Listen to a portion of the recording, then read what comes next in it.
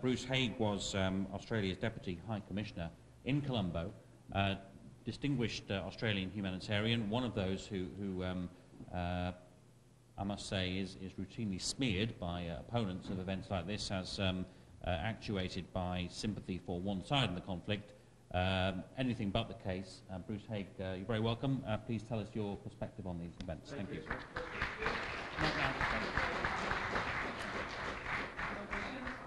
Questions will be... Excuse me, Bruce. Yeah. Questions will be through the chair and when I say so. Russell? Are you excuse me, Bruce. Are you prepared, sir? Are you prepared to accept my chairing of the meeting? If you are, you may remain. If you are not, you may not remain. Is that clear? Thank you. Okay, welcome everybody. I'm very glad to be here and to address you. There's a number of issues here. One of the big issues is that the conflict in Sri Lanka is a civil war, and the Australian government has never seen it that way. The Australian government has always seen it as a group of rebels opposing an established, a legitimately established government. And then this has been exacerbated by the war on terror, where it's been possible to suspend a whole lot of normal foreign relationships under the guise of fighting the war on terror. And it doesn't matter which country it's in. So you've got Australia involved in Afghanistan in what essentially is a long-running, an unresolved civil war in a sense, but it also involves artificial borders. It also involves ethnic minorities, and the Western powers, the so-called NATO and allied forces, have waded into a situation under the guise of the war on terror, and in fact of only making it worse. The problem for the Australian government in dealing with, they're not trying to deal with it, but in seeking to address the issue of what's going on in Sri Lanka, is that the Sinhalese government have successfully sold to the American administration, the Bush administration, and to the Australian government the fact that the Tamils represented terror. So you've got the equation Tamil/terror. The Western governments should really address the issue of containing this form of terrorism, and in its own unsophisticated way, that's what the AFP has done.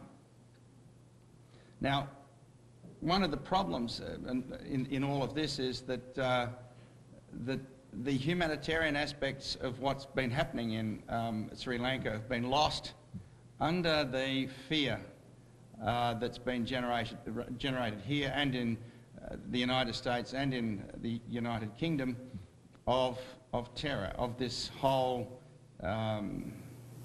hysteria that's grown up over the last 10 years. So that governments are not looking they're not looking clearly at situations that are unfolding in front of them. To the point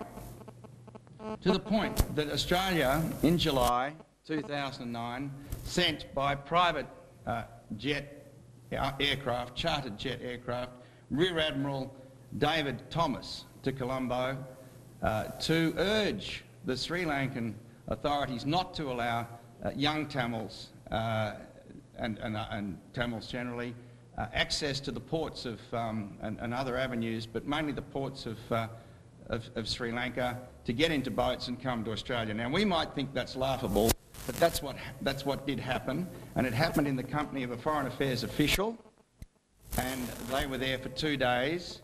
And as part of those conversations that this Australian Rear Admiral had, he urged and encouraged the Sri Lankan authorities to keep the Tamils in detention.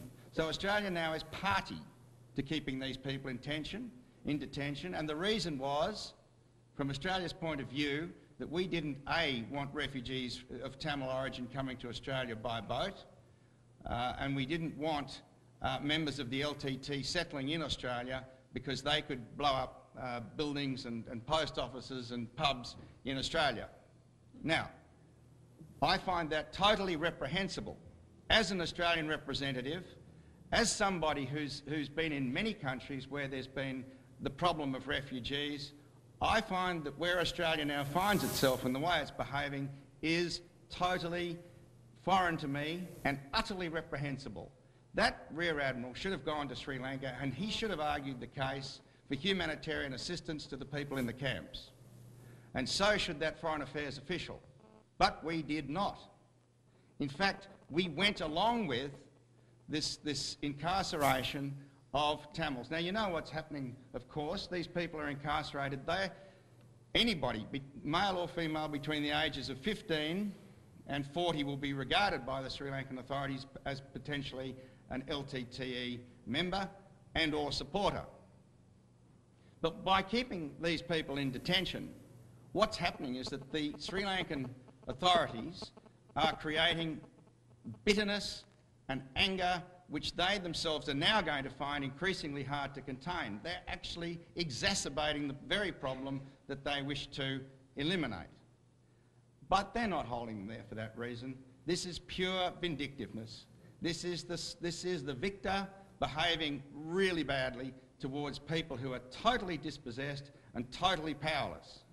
And I would like to hear an argument put forward by any representative of the Sri Lankan government or supporter of the Sri Lankan government as to how they can justify holding people in these camps under the conditions that they're being held, without access by humanitarian organisations and without access by the media. It is disgusting. And I would really like to hear a case made for that continued situation.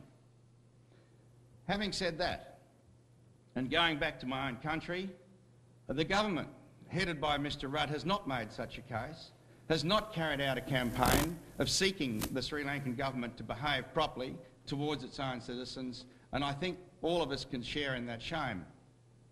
I spent a lifetime in many different ways, and sometimes I might say at some sacrifice in pursuing what I thought was the best interests of this country, but not only pursuing the best interests that I felt this country should follow, but seeking to bring about policy which made this country and its dealings with other countries something that we could respect and something that we could hold up our heads about. That's not the case anymore.